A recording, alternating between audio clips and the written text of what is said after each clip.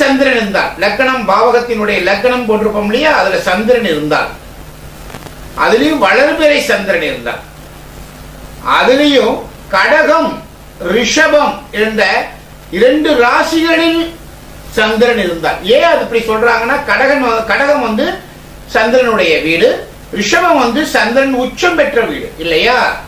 அங்கு லக்னமாக இருந்து அங்கே சந்திரனும் இருந்தால் பிறர் மனிதர்களை நன்கு புரிந்து கொள்பவர்கள், அழகு, சந்திரன் இருந்தாலே ஒரு அழகு, செல்வம், அனுபவிக்கும் குணம், இவை எல்லாமே வளர்பிறை சந்திரனாக இருந்தால் செல்வம். வந்து நல்லா இருந்தாலே சைக்காலஜிகளா நிறைய விஷயங்களை புரிந்து கொள்ள, மன ரீதியாக நல்லா புரிந்து கொள்ளக்கூடிய தன்மை இருக்கும்.